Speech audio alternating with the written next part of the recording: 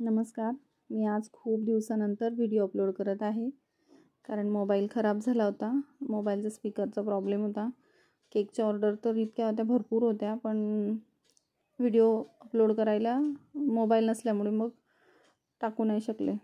मी आधी आज मला आलेला 1 किलोचा चॉकलेट फ्लेवरचा केक होता. मी आधी चॉकलेट बेस तयार करून घेतला.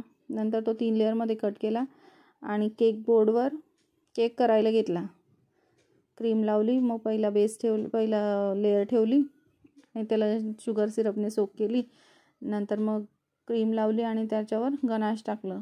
ही सेम प्रोसेस मी 3 लेअरला करून घेतली आणि 3 लेअर पूर्ण झाल्यानंतर मग मी त्याला व्यवस्थित क्रम कोटने फिनिशिंग करून घेतला केकला.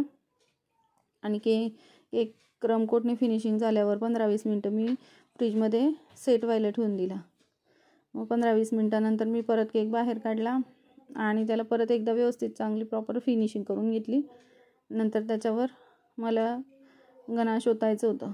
हा मिरर ग्लेज केक होता, चॉकलेट मिरर ग्लेज. तर गनाशमध्ये मी थोडं बटर वापरलं होतं.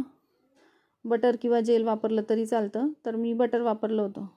पूर्ण मी केकवर टाकून घेतला आणि नंतर व्हाईट क्रीमच्या साहाय्याने मी केकला बॉर्डर काढली.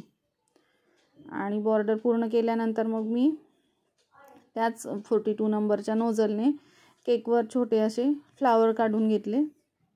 आणि फ्लावर काढल्यानंतर मी त्या केकला आजूबाजूने थोडे चॉकलेट बार लावले आणि माझ्याकडे चेरी होत्या, त्या फ्लावर्सवर चेरी लावल्या आणि केक कंप्लीट केला.